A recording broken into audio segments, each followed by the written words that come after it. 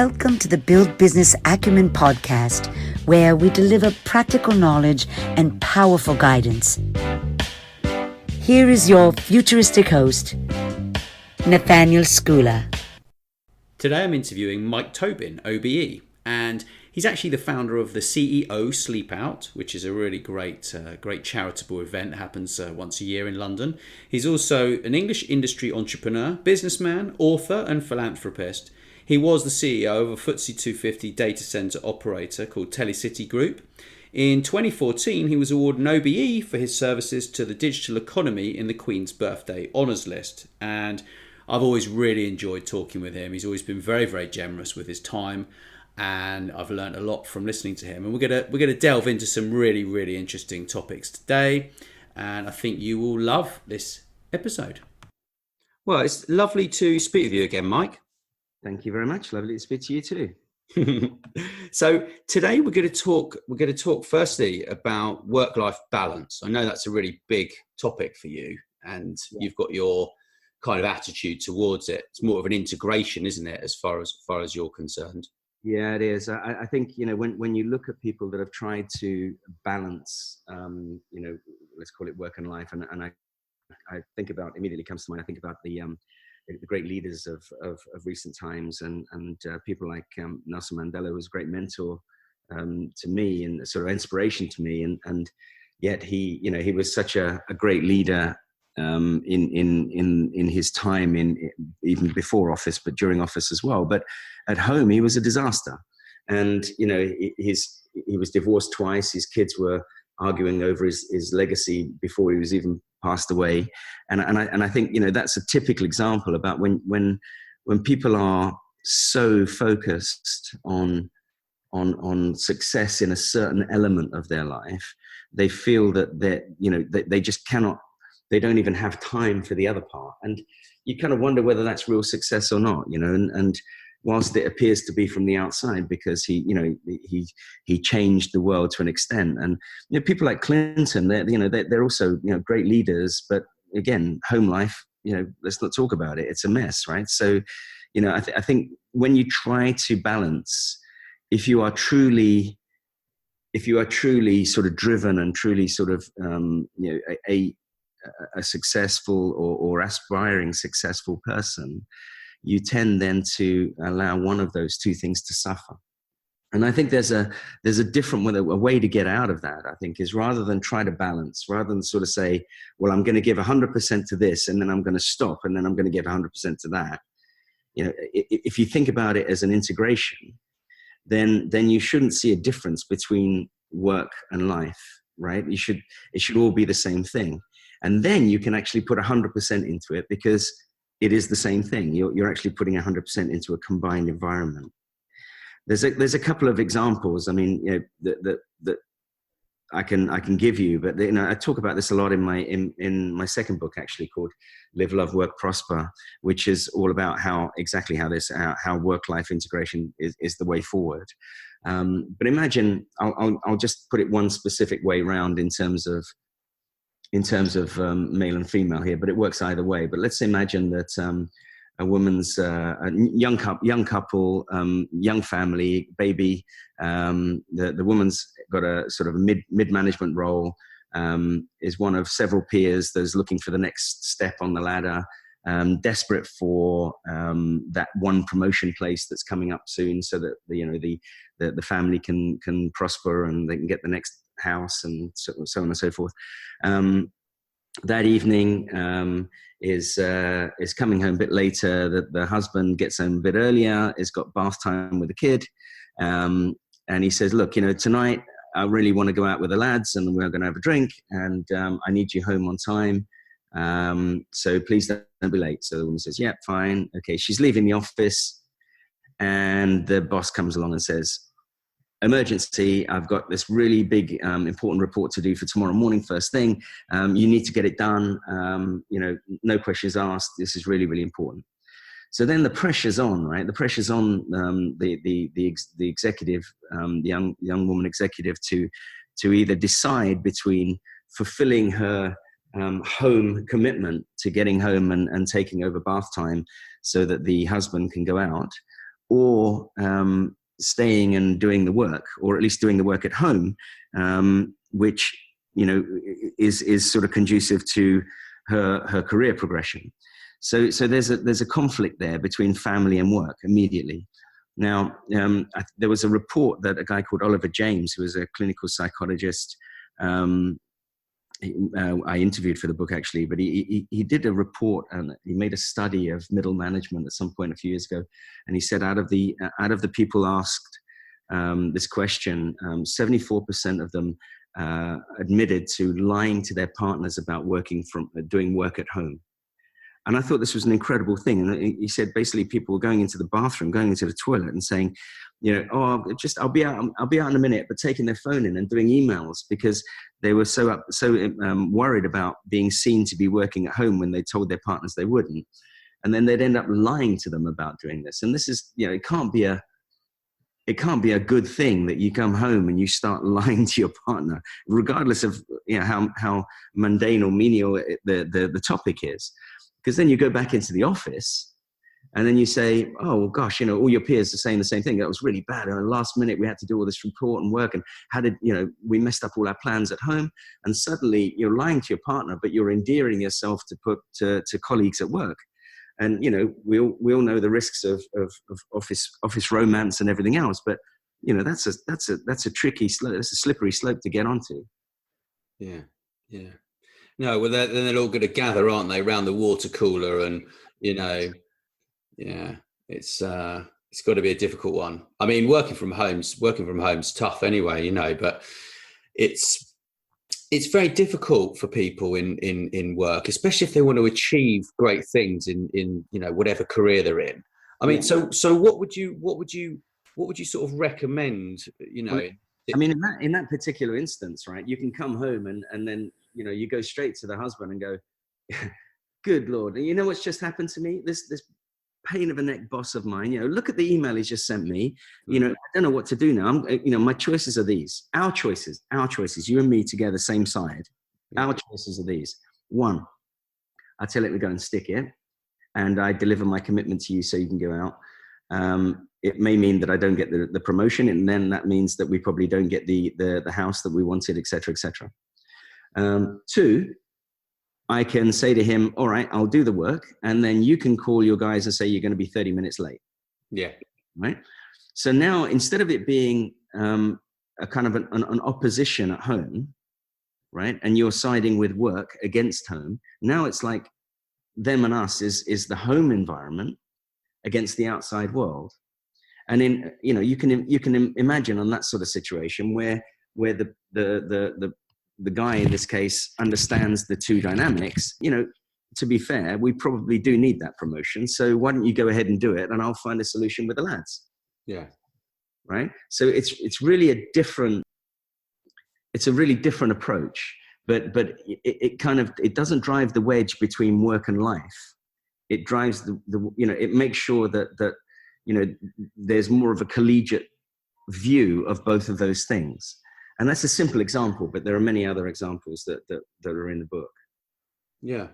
That sounds absolutely brilliant. It's very similar to business management, isn't it? Really, it's kind of like my dad used to manage, you know, quite a few people, and he would use the technique of sort of, he would know what the solution was to the problem, but he would sort of say, well, you know, we've got a problem here. What do you think we should do?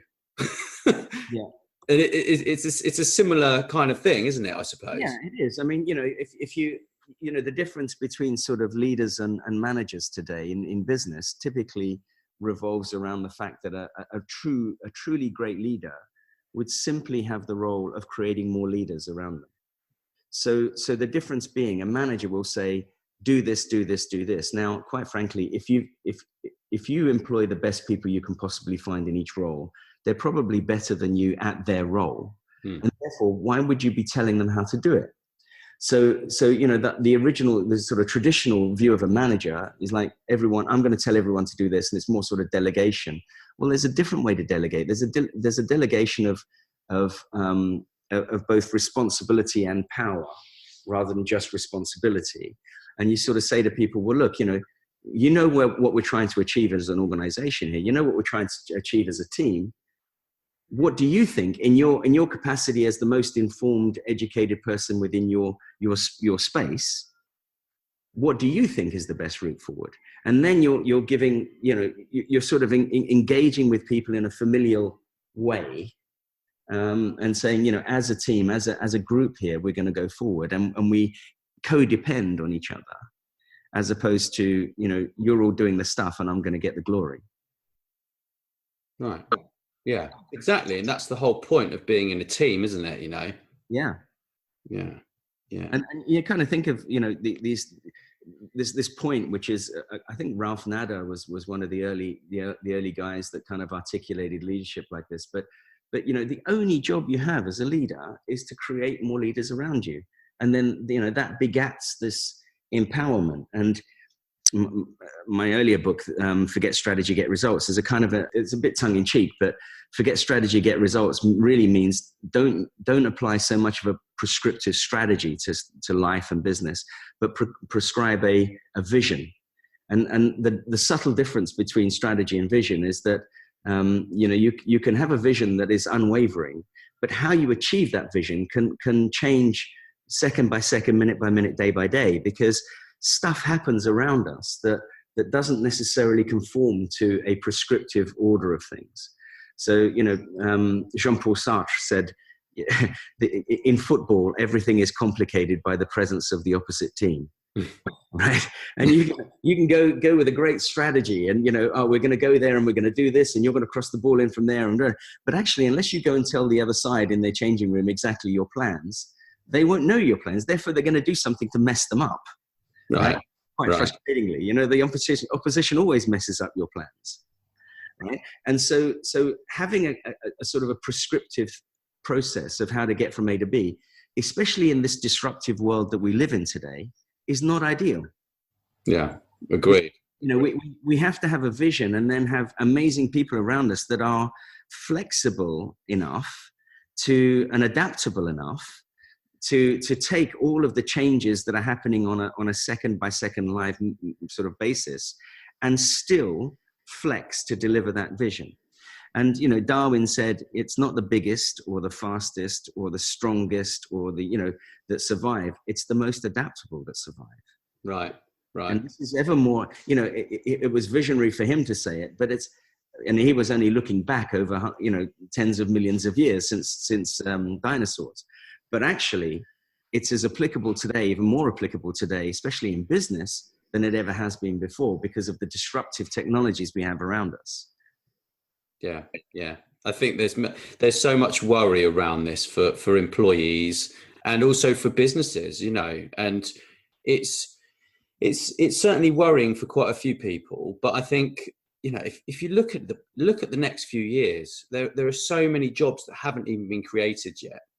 There are so many sort of technological advances that we haven't even really, started embracing. And I'm quite enthused by the whole thing. I think that working hours should hopefully come down. I mean, they've promised us this since the first industrial revolution, haven't they? Well, I mean, if you lived in France, they would be enforced going down, but I'm not sure that's necessarily a good thing either. But if we're in an environment where we don't actually notice we're working, let's put it that way, right? Yeah. If we love, footballers and sports people, they love what they do and they get paid for it. Yeah. They're in a minority, obviously, across the globe, but if we can aspire to finding a role that we love, then it doesn't feel like work when we do it, and therefore that allows us to integrate the concept of work and life much easier. Because, part of your life, I mean, you often find people saying, I could never retire because, I wouldn't, I enjoy going to work and I enjoy the interaction and I enjoy, chatting with my colleagues and, all that sort of stuff. Well, that's because that becomes part of your life. Yeah. Right. And if you take it away, you feel that your life is lacking in something. Yeah. And so you see a lot of people just not wanting to retire, Right. And that's okay because they've got a great, situation where they can get paid to live their life. Yeah. Yeah. So in terms of outsourcing, right? I mean, because I'm, I'm obsessed with this podcast, but I've got some other work that I'm working on at the moment, and so I'm sort of looking at outsourcing. So I was like, okay, I'm gonna study outsourcing, and I'm gonna learn about how to make it work for me. So I listened to a podcast yesterday about it. I think it was like a Harvard Business Review, or a Harvard something or other. I'm not that. I don't mind Harvard, but my dad went to MIT. So did my grandfather. So there's a bit of like rivalry. But so I listened to it, and what they were saying was actually you should kind of look at the things that you really hate doing. So, for example, I mean, we're talking about work-life balance, yeah, and that's what actually that particular podcast was about. Was sort of, if you don't like doing the washing, you need to think about. I mean, all right, you don't want to put an hourly rate on your salary, but in your mind, if you work for a company, there'll be an hourly rate in your head that you're earning. It might be £100, it might be 50, it might be 20, it might be 500, 1,000, whatever. But that was what they sort of said in there. So it was like, then you can begin to think, well, right, what is going to make me happier? Am I going to stay at home and do all the washing and cleaning and everything else, or am I going to hire someone in on a £10 an hour or whatever to come in and clean up my place? So that was kind of what that was about, and I found that quite interesting, actually. Yeah, I think that's absolutely right. I mean, there's a principle that I talk to people about when I do my lectures. It's the love it, leave it, or change it principle. And if you don't like something or someone or some aspect of someone's attitude or something or whatever it is, right, you can apply this principle. So what you can't do is continue to accept the status quo of not being happy about something. Okay, that's not an option, because if you do that, you're actually disrespecting your own life, because you're just ruining it, right? But there are three options that you can then take an approach to that issue with. You either learn to truly love it. In other words, you accept it 100%, not begrudgingly, but you accept it. So, with your washing thing, you say, okay, well, I'm actually going to learn how to love doing the washing. I'm going to make it into some game. I'm going to, bring the kids in with it, and we're going to throw each other the clothes in a long line, and they're going to go in, and we make a fun thing out of it, right? So you change it to something that becomes enjoyable. If you can't do that, which sometimes you can't with relationships, sometimes it doesn't work, or and so on and so forth, then you try to change it. So as you say, if you look at your hourly rate, and there could be someone else that you can employ to come in and do your washing, or there could, we have a guy come around and pick up our dry cleaning on a regular basis. So, that's kind of the same thing. We're outsourcing it. Yeah. Okay? We're changing the dynamic. We're not doing it anymore. Someone else is. And therefore I don't have that dislike again. Yeah. Yeah. That's pretty much what that episode was saying, actually. Yeah. Well, then there's a third thing, right? Because that's not always easy. Maybe you can't change a person, right? Mm-hmm. So if you can't learn to love it and you can't change it, then the option is leave it. Right. So you walk away. You stop doing it. In the case of washing clothes, well, if you've tried to do all the other things and you're still not happy, then let's not wash any clothes. Let's buy really cheap stuff and just constantly buy new ones. And never have to wash again. But in terms of people, you need to walk away from them. Yeah. Right? Yeah. Because if you've tried to learn to accept that dynamic and that hasn't worked, and you've tried to change that dynamic and that hasn't worked, the option is walk away or sit there constantly being unhappy. Yeah. Like you said, that's not acceptable in life. Yeah. You're wasting your life on that basis. Agreed. So, excuse me. So, stress management, right? I mean, this all causes stress, doesn't it? Like, if something is there are many reasons you can have stress in life, right? I mean, there are personal reasons, health reasons, financial, work, fulfillment, exercise, whatever. But like, it's so closely related, isn't it? That it's super interesting, work-life balance and stress management, but one can cause the other, right? Yeah.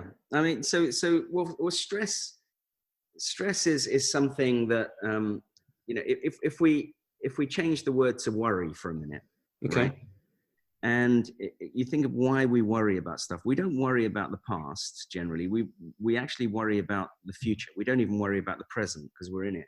We worry about the future, and we tend to over engineer scenario that the future might bring, and that adds to our worry because there's the uncertainty of which future there will be as well. Yeah. And worry is like paying interest on a debt you haven't drawn down. Right. Because you're chewing away, you're gnawing away, and your stress level goes up and all this sort of stuff. But actually, when you look at the future, there's only two things, right? So again, if you ignore the fact of doing nothing, then there's either something you can do to positively influence the future, or there's nothing you can do to positively influence the future. If there's something you can do, then you should go ahead and do it. Not worry about things, but go ahead and do it to positively change the future outcome, right? And if there's nothing you can do, then don't worry about it either, because there's nothing you can do. Right? So the concept of worry, right, is a completely outdated nonsense. And we either have to be in a frame of mind to say, I'm going to positively influence it, or there's nothing I can do to positively influence it. Either way, worrying is not a solution. Yeah. Why would we stress? Why would we stress about dying? Because you're going to die. I mean, we're all going to die. We're all going to die, right? So why should we stress about it? Now, people stress about that. They're worried about dying. Well, you can do something to positively influence the future. In other words, you can do things that will prolong your life, but you can't stop death coming. So don't worry about the death bit. Focus on the positives of trying to extend the life. Yeah. So when people, all right, so they got to start there, right? And say, well, is this something that I can do something about, or is it not? Yeah. Correct. And if they can do something about it, then they've got to do it, right? Because the problem exists also, certainly for me, is if I know I need to do something that's going to help my life, and I sit there and I'm like, well, I really should do this. And then I just write it down and like forget about it. And then I might come back to it the next day and go, oh, I really must do that. It's really stressing me out. And then I can get on with it. But some people, they will just ignore it, won't they? And let it eat away at them until it sort of gets on top of them. And then they get stressed out of their minds and like have to go out and get fresh air because they're out of their heads, on the worry. Yeah. I mean, look, there's a lot of people that I know, would rather do the ostrich strategy, right? Which is stick your head in the sand and wait for it to go away. But it doesn't go away. No. Well, it rarely does. And so, doing nothing is a strategy, right? Yeah. That is an option. If you understand what you're doing by doing nothing, right? Yeah. So, for example, if there's a deadline and you're in a negotiation and you're conscious of that doing nothing is an option, is one of the strategy that you're adopting for your negotiation, then that's a conscious decision to do nothing, right? But doing nothing in the hope that the outcome will change is not an option. So what I do is when I need to do something and it goes a couple of days and there's I tend to put it into my diary as a meeting. Yes. So once it's in the diary as a meeting, I know I've got that window of time to actually do it. So other things, life gets ahead of us and stops us doing things otherwise, right? So you've got to put it in there as if you blocked the time to go and do this particular thing, as just as if it was someone coming in and wanting a meeting with you. Yeah. No, I've just done that. I've literally started doing that, and it takes away the worry and the stress. I was talking to someone. He runs a online learning company called Lessonly, and he was sort of talking about the creative side of the brain versus the more sort of task orientated part of the brain, and how the stress can kind of happen because you haven't actually dealt with it. So it's like you'll think about something that you really got to do, like what we're saying. And if you put it, the moment you put it in the diary and say, well, it's okay, don't worry. I think, is it the left side of the brain or the right? I've forgotten. I don't know. I don't know. I think that's preposterous anyway, because I don't think that's actually real. There are all these people that talk about all sorts of things and they don't really know what on earth they're on about. But it gives you some sort of a relief once you say to yourself, okay, I really need to deal with this, or something really bad's going to happen. And you put it, or something, not really bad, but something bad which is going to affect your life in the future. So it becomes really important. So you've got to schedule it, haven't you? You've got to put it in there. Yeah. And I think it's another way of taking that stress out, because, you have to deal with it, and you're sort of thinking, oh, well, I meant to do it this morning. I should have really done it then. I should have really. So sticking it as in the diary as a specific action or a meeting, what it does is you're allowed then to remove it from your sort of thought list, right? So it's in the diary. You're not going to forget it, and you've got the time allocated to it to resolve to deal with that issue. So your mind immediately frees it up. Right. So when I have things, if I've got a list of things to do, and some of it is delegation to certain people, once I delegate that, it's gone out of my mind. And one of the things I look for when I recruit people is people I trust much more than people with skill sets. Yeah. I can train a skill set, but trust is a difficult thing, right? So what I do is I make sure that if I tell someone, I have the complete trust in them that they're either going to go off and do what we've agreed, or they're going to come back to me at some point and say, I have not been able to do what we've agreed. So it comes back on my list, if you know what I mean. Right. But what I can't take is if we agree that someone's going to do something, it comes off my list, it's gone out of my mental state, and they don't do it. Yeah. Right. So then both of us have got it out. Then we're sort of double counting the value of that task now, and that's not like, that can't work for me, right? So I'd rather have someone with no skills that I can train than someone that I can't rely on to actually just do that small thing of following through or telling me they can't follow through. Yeah. 100% agree. So really, we've actually separated this out, because a lot of people come from it the other angle. They'll say, well, get up earlier, do some exercise, eat the right food, meditate and all this. But actually, that is deferring the problem, isn't it, in many cases, or putting you in the right mindset to deal with the problem, yeah? It might. It's certainly, all those things I think would help your mindset, right? I mean, cleaner, healthier sort of living mind is always good. Yeah. But unless you actually know how to deal with issues, it's giving you it's almost like putting glasses on a short-sighted person, so now he can see the problem. But unless he deals with the problem, there's still going to be a problem in front of him. It's going to be clearer. Yeah. It's a problem. Right. Yeah. It's kind of like just using feel-good hormones to delay handling what you need to deal with, right? Yeah. And maybe we can use those feel-good hormones to sort of put us in a better frame of mind of saying exactly what we spoke about earlier on, which is I'm either going to do something to positively influence the future, which means that my likelihood of a negative result is lower, or there's nothing I can do to achieve that, in which case don't worry about it either. And the feel-good hormones should allow us to get to that clarity quicker. Yeah. It reminds me of your story when you put all these executives in the sea with a load of sharks. Yeah.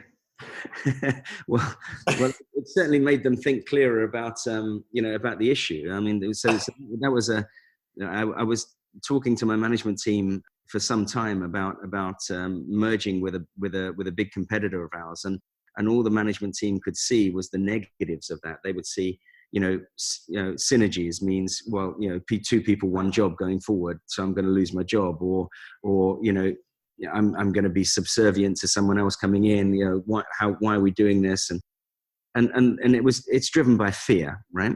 And so I took them shark diving with no cages, no nets, and they didn't realize they were doing it until literally the moment I asked them to put their wetsuits on and get in the water. So afterwards, the debrief was, how did you feel when you realized what you were about to do? And they they said, "Oh my God, I hate you. And, I can't believe you're making me do this. And I'm terrified," and all this sort of stuff. And fear was the overriding dynamic coming out. And I said, "Well, okay, how did you feel when you were actually in there? And these sharks were literally, a foot away from you. And they were like 15, 20-foot sharks." And they said, "Well, I was still absolutely petrified, but it was kind of exciting as well." And then I said, "How did you feel when you got out?" And they said, "Oh, life-changing experience. Definitely don't want to do it again, but it's one of these things that I can tell my grandkids and things like that." So I said, "Well, every time you fear the future, think about that process. Well, first of all, your fear is unreasonable typically because you over-exaggerate the outcome risk, which in that case was being eaten, which didn't happen. The second thing is when you're going through whatever the challenging thing is, you're probably going to find it at least interesting, if not exciting. And when you come out of it, you're going to be a better person. You're going to have learned something about yourself and about the situation, and you're going to be a better person for it. So, if you approach every challenging situation with that kind of mentality, then you'll get through it. These things are it's rare that if we're worrying about something that much that we can sidestep it. Yeah. So getting through it is the key. And, Churchill used to say, when you're going through hell, the worst thing you want to do is stop. So the best thing you can do is just keep going. Yeah. I remember that. Yeah. I remember that one. That's a really good one. I love Churchill. He was just amazing. So, Yes. So on to the next topic. Commercial awareness, Mike. I know you know so much about this because you're involved with so many different businesses. So how do you start with commercial awareness? I mean, we all know about like the SWOT analysis. Is that where you would start? Depends on the situation really. But I mean, again, if we try to sort of link this to sort of a work-life integration, then, a lot of life is about trying to create win-wins between different entities, different parties, different people. And so what you're not looking to do is you're not looking to, win at the pulverization cost of the person or the entity in front of you. You're trying to say, how do we both collaborate to make both of our worlds better? Okay. And that could be a marriage, or it could be a business transaction. And if the business transaction is good enough, then, someone with a need hooks up with someone with a product or a solution, and together they create value, right? And so, what sort of commercial awareness for me is the literal translation of entrepreneur is a between taker, okay, in French. Okay. So between take. So in other words, it's someone that links someone with a need and someone with a solution together. Okay. And this is what commercial awareness is trying to spot needs and trying to spot value. And, if you look at technology today, we've got more technology than we know what to do with. Yeah. What's missing is the creativity of application. So where the real value proposition comes in is not in the technology itself. It's not inventing stuff per se. It's finding solutions for the inventions, finding solutions for the technology that are really, really useful. I have a business that I'm chairman of called Ultra Haptics, which is a stunning technology. It's about the sensation of touch using ultrasound in midair, right? Yeah. And the technology is unbelievable. I mean, you can feel things in midair that aren't there. Okay, it's real sort of Minority Report style. But the applications are much harder to sort of perceive. Right. You say, okay, well, what would you use that for? And of course, there are many, many applications for this. For example, there's a large car manufacturer that by the end of this year will have all of one particular model of their cars with no buttons in them. And you'd have a heads-up display in front of you, and you put your hand out and the button comes to you, and you feel the button in your hand, and you can turn things up and you can turn things down by moving your hand around. And if you go over a bump, the button stays in your hand because it's actually following your hand, and the button you feel isn't actually there. Oh, wow. So, these are sort of applications that are incredibly innovative, and of course are so logical when you listen to the application. But the technology was there before the application came about. So the technology per se is a great thing, but it's completely useless in a commercial term until you link it with an application. Right. So it's basically just using your imagination or your understanding of the market and the other solutions and what they can connect with, what they can't connect with, and then coming up with something that is going to help people, right? I mean, we've got to solve problems, haven't we? Yeah, and I think that's it. It's having a good eye for problems, having a good eye, and one of the challenges of today's world for our generation, right, you and my generation, Yeah. as opposed to millennial stroke Generation X, is we've grown up with the history of technology telling us that the way to progress is if I find a problem, how do I make that easier, faster, cheaper, more efficient? And nowadays, technology has the ability of saying, well, how do I not need to do that again? Right. Right. And this is what we refer to as disruptive technology, because instead of the efficiency process that technology has driven since the beginning of time, the first farmer was dragging his own, he was troweling to plant seeds. Then he was digging furrows with a kind of a plow, but he was pushing it by hand. Then he decided to stick an ox in front of it, and then tractors came along, and so on and so forth, right? And then combine, so all of this thing, but it's all about efficiency of doing the same thing much, much faster, easier, better, cheaper. Yeah. But nowadays it's like, well, is there a way I just don't need to do that? Yeah. And I think this is the change in the way that, and it's only going to get more disruptive in the way that people think about it, because the speed of change of technology is going faster. And so this disruptive environment, I mean, Uber was a very disruptive environment to the taxi industry.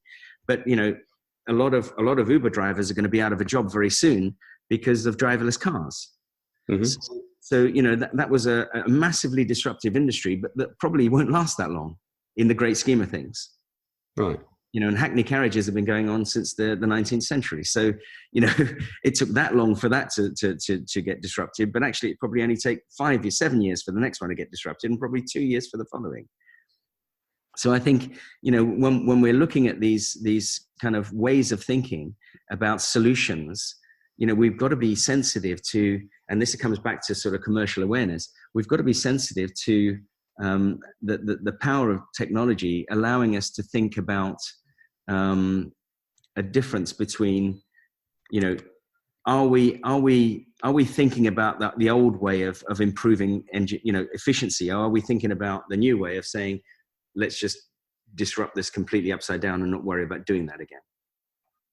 That's really interesting. I've never thought about it like that. Yeah.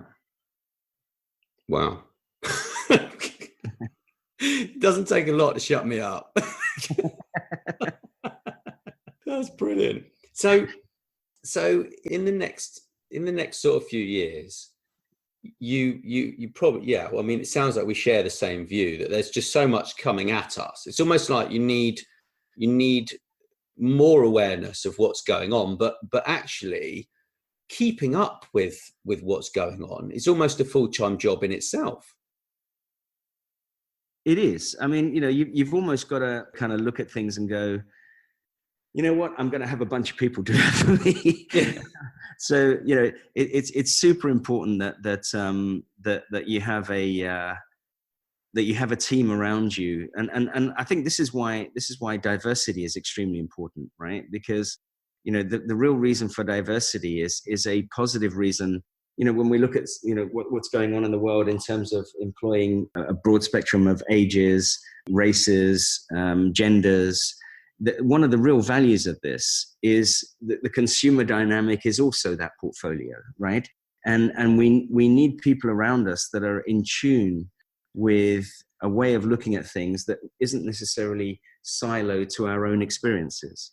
I mean, we're all prejudiced to an extent, right? And I'll use that word very specifically. We're prejudiced. Yeah, we are. We're biased, right? So, and our bias comes from our gut feeling of what's happened to us over our lives. So, if you're walking down the street and a bunch of hooded youths are walking towards you in a very sort of dodgy gate, and it's sort of sunset, and you probably think to yourself, oh, my gut feeling tells me I should probably cross the road here.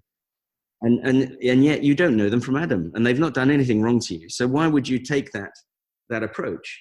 Well, there's something in your sort of educated DNA that tells you. Now, what we have to be careful of is illogical bias, right?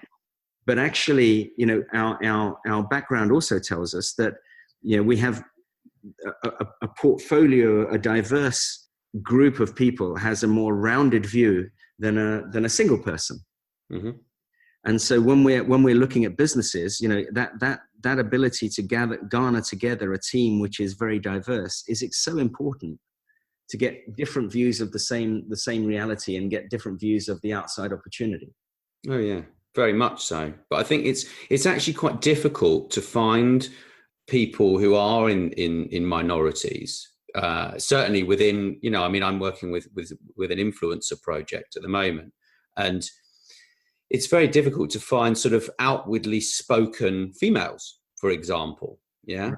And the proportion, I looked at the proportion of the world's billionaires, and I looked at the list of the top 100 billionaires, and I looked at this list, and I tell you what, I reckon I could probably count the females on there in one hand out of 100. And I was like, wow. And I wonder what that's going to look like in the next 20, 30 years. And if that is going to change, or is it not? I don't know, Mike. Well, I think that, so again, something that I talk about in the book is, I'm sure that it will change, that there'll be more and more billionaires, or the wealth of women will increase relative to men. I'm sure that will happen. And it's appropriate that it does.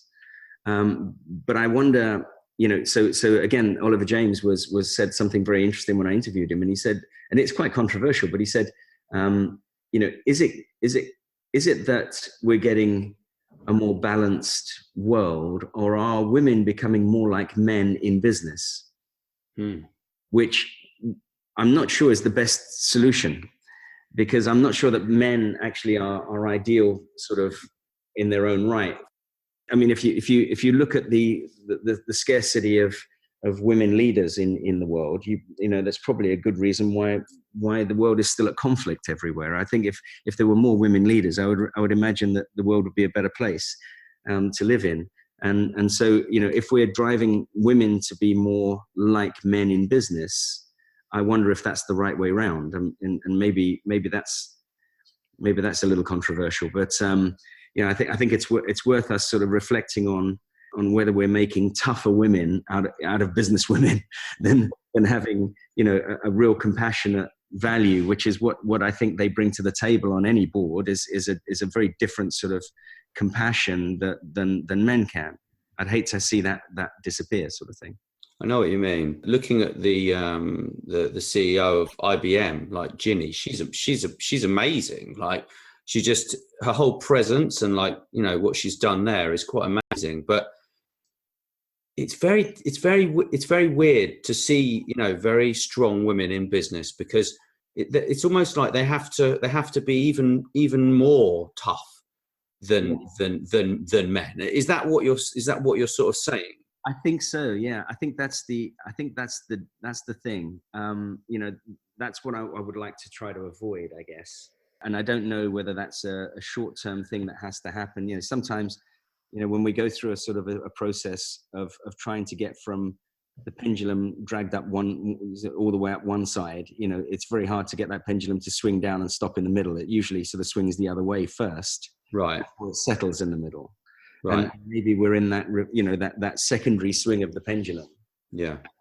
That is an inevitability before we get a balanced view of life. And I don't know whether that makes sense, but I'm a great believer in most things in life being in this pendulum. So, if you have things too out of kilter one way, it's highly unlikely they go back to the middle, right? When you address them, because the effort needed to address them is so great that you get a reverse swing first, before the balance comes through. Makes a lot of sense.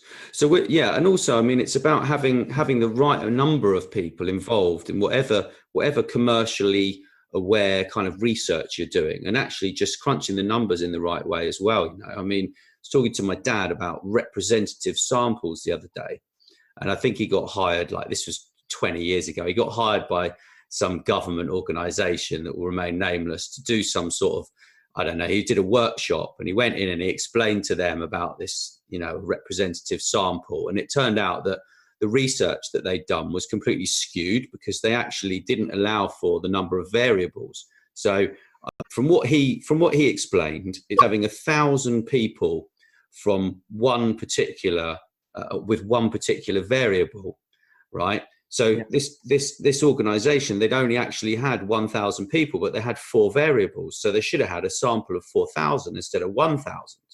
Right. So, and he told them in this workshop, and they didn't invite him back again. Fair enough. Yeah, but it's like you can't hide away from the facts, right? You know. Yeah, exactly. Well, Mike, it's been a real pleasure. I want to thank you so much, and I'll let you know when this is live. So where do people find your book, Mike? So my book is on Amazon. Both books are on Amazon. It's on Kindle version, audiobook. First one is Strategy, Get Results. It's a little bit of an alternative view on leadership. And the second one is Live, Love, Work, Prosper, which is kind of a fresh approach to integrating life and work as opposed to trying to find a balance. Super. Well, thank you. That's been enlightening. My pleasure. My pleasure. Thanks so much for listening. Please subscribe, and wherever you prefer, share with your friends. And if you enjoyed the show, drop us a review on iTunes or wherever you listen.